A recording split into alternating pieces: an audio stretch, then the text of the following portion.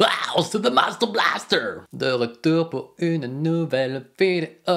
Et aujourd'hui, on va parler des tests sur les animaux en cosmétique. Mais plus que ça encore, on va parler du bien-être animal. Parce que d'une part, j'aimerais bien ramener un petit peu de factuel et d'objectivité concernant les tests sur animaux. On vous dépeint souvent un monde où il y a des méchantes marques qui testent sur les animaux et d'autres très gentils qui sont cruelty-free, sauf que c'est un petit peu plus compliqué que ça. Et vous parlez plus généralement du bien-être animal dans le domaine cosmétique parce que, à ce sujet, je trouve que les influenceurs et les marques se foutent légèrement de notre gueule.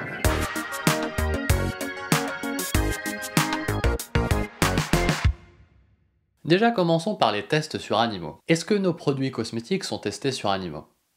Eh bien, en fait, non. La réglementation européenne interdit les tests sur les produits finis depuis 2004. Concernant les ingrédients qui les composent, il est interdit de les tester sur animaux depuis 2013. Et depuis 2016, il est interdit d'importer des produits qui ont été testés sur animaux. Donc qu'une chose soit claire, en Europe, aucun cosmétique n'est testé sur animaux. Et déjà, je pense que c'est une bonne chose à rappeler parce que beaucoup de gens ne le savent pas. Mais du coup, pourquoi est-ce qu'il y a des mentions cruelty-free sur les produits? Bien, il se trouve qu'en Europe, cette mention, elle est purement marketing. Et elle est même considérée comme trompeuse par la répression des fraudes. Donc les marques cruelty-free ne testent pas moins que les marques non cruelty-free. Bon, maintenant que j'ai dit ça, je vais apporter quelques nuances, aborder certains points qui portent confusion sur ce sujet, et évidemment vous parler du cas de la Chine. Première chose que je tiens à mettre en lumière, c'est que toutes les substances qui sont présentes dans les cosmétiques ont un jour été testées sur animaux. Absolument toutes. Donc ça, je le dis parce que des fois je discute avec des gens pour qui c'est pas clair, mais la glycérine et l'huile d'olive ont un jour été testées sur animaux.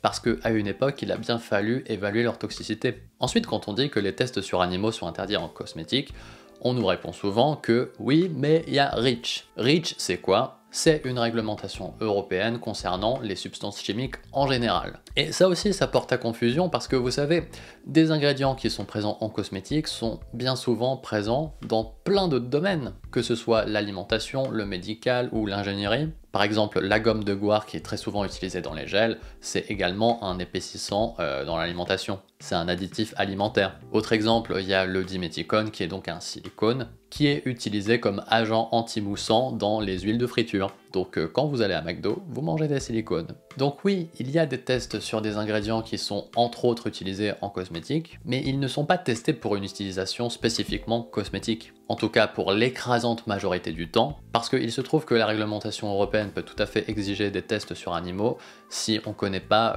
la toxicité de la substance. Donc concrètement, ça n'arrive que quand la substance est nouvelle. En pratique, c'est pas arrivé très souvent. Mais ce qu'il faut bien comprendre, c'est que du coup, c'est pas l'hécatombe de lapin à chaque fois qu'une marque veut sortir un nouveau shampoing. Si les tests sur animaux ont été interdits, c'est que globalement, on connaissait déjà la toxicité des ingrédients, que des méthodes alternatives de test ont été trouvées, et en pratique, il n'y a pas tellement besoin de sacrifier de nouveaux animaux pour comprendre qu'un énième shampoing avec les mêmes ingrédients depuis 30 ans ne sera pas toxique. Aussi, un truc que je voulais mettre en évidence, c'est que les mentions cruelty-free ne changent absolument rien pour les animaux, pour les tests dans le cadre de REACH. Si vous achetez du cruelty-free pour éviter REACH, mais ça tombe complètement à plat. Et pour finir là-dessus, REACH interroge l'éthique des tests sur animaux en général. Je pense qu'on est tous d'accord pour dire que les tests sur animaux c'est horrible, mais bon, faut pas non plus être hypocrite, on a tous envie que nos produits de consommation soient sûrs, on n'a pas envie de s'empoisonner quand on mange ou quand on fait du bricolage, et les alternatives aux tests sur animaux sont très limitées, ou alors soulèvent des questions éthiques et morales qui sont d'un autre niveau.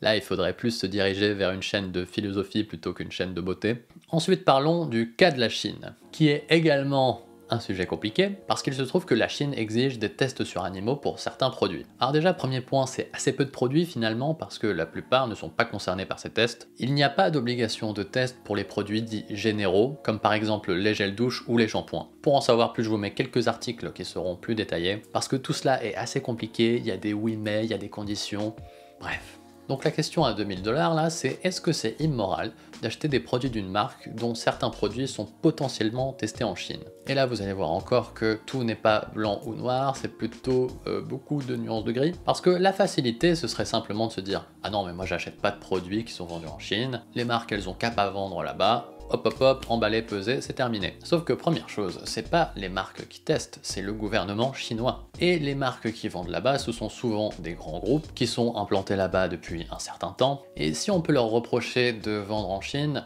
Bah, il faut reconnaître qu'elles ont aidé à faire avancer les choses. Parce que malheureusement, il faut se rappeler que ce qui fait reculer les tests sur animaux, c'est pas les mentions cruelty free. C'est le lobbying des grandes marques qui veulent se donner une bonne image, c'est le fait que les tests sur animaux ont déjà été faits et qu'on a déjà les données suffisantes pour approuver la toxicité des ingrédients et des produits, et c'est le fait qu'on développe de nouvelles méthodes alternatives de test. Et les méthodes alternatives de test, c'est qui les fournit?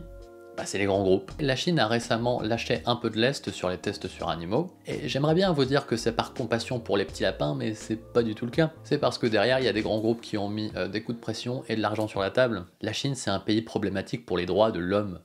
Donc les animaux, ils s'en foutent, hein. Et concrètement, proposer des alternatives aux tests sur les animaux, ça sauve bien plus d'animaux que n'importe quelle mention cruelty free. Donc voilà, ça c'était le tour de tout ce qui est réglementation, REACH, la Chine. Vous voyez que tout n'est pas noir, tout n'est pas blanc, parce que d'un côté on a des marques qui sont certes cruelty free, mais finalement c'est par opportunisme. Les petites marques qui se lancent et qui vendent uniquement en France, elles sont forcément cruelty free. De l'autre côté, on a encore des tests qui subsistent pour certains pays et certains produits, mais en même temps c'est les groupes qui les vendent qui font bouger les lignes. Moi, ce que je revendique seulement, c'est que chacun soit bien informé et qu'on arrête avec les discours caricaturaux. Donc là, j'ai parlé que des tests sur animaux en cosmétique. Seulement, à mon sens, le bien-être animal ne s'arrête pas à ça. Parce que vous savez, ce qui fait le plus de mal aux animaux, c'est pas les tests sur animaux, c'est le processus de production globale des produits cosmétiques. Et donc finalement, qu'un produit soit labellisé vegan ou cruelty free, ça me semble anecdotique. Donc pour bien faire la différence, vegan, ça veut dire qu'il n'y a pas d'ingrédients d'origine animale, comme par exemple de miel, d'œufs ou de lait. Il y a aussi certains tensioactifs qui peuvent être fabriqués à partir de graisse animale. Donc voilà, c'était pour bien faire la distinction. Mais moi j'ai envie de vous parler de deux tendances qui m'agacent un petit peu, c'est quand on vous vend des produits naturels avec des huiles végétales comme vegan et cruelty free. On vous met des beaux symboles avec des petits lapins qui sont joyeux et qui courent, on vous dit que ce sera bon pour l'environnement, ce qui fait qu'on se retrouve à nous vendre des huiles végétales vegan, des produits avec de l'huile de coco vegan, mais ce qu'on oublie de vous dire, c'est que la production d'huile végétale, elle est extrêmement néfaste pour la biodiversité. Est-ce que c'est vraiment pertinent de mettre en avant des ingrédients qui provoquent des déforestations et de vendre ça comme bon pour le bien-être animal? Parce que bon, c'est sûr qu'en alimentation, on doit forcément manger des végétaux. Si on veut manger vegan, il n'y a pas tellement le choix, on va pas se mettre à manger des cailloux. Mais je trouve que c'est complètement hypocrite dans le domaine cosmétique parce qu'il y a des tas d'ingrédients qui ne génèrent pas de déforestation. Et ces ingrédients-là sont souvent diabolisés pour des raisons marketing, je pense notamment au silicone, parce que quand on vous fait un produit vegan cruelty free sans silicone, on se passe clairement d'un ingrédient qui a bien moins d'impact sur la biodiversité que d'autres. Les alternatives naturelles au silicone viennent souvent des huiles végétales, de l'huile de palme, de l'huile de coco. Les silicones ont aussi leur impact environnemental. Mais c'est deux poids, deux mesures. Sous ma vidéo sur les silicones, j'ai d'ailleurs reçu un commentaire très intéressant de quelqu'un qui fait partie d'une association qui teste la qualité des eaux et qui explique que en soi l'impact des silicones est difficile à déterminer, mais que c'est l'ensemble des choses qu'on rejette dans l'eau qui pose problème. Mais au bout d'un moment, faut pas déconner, les silicones, ça déforeste pas l'Indonésie. Ça menace pas les petits singes en Amérique centrale, et il y a aucun animal esclave qui les ramasse en Thaïlande. Oui, il y a des singes esclaves qui ramassent les noix de coco en Thaïlande.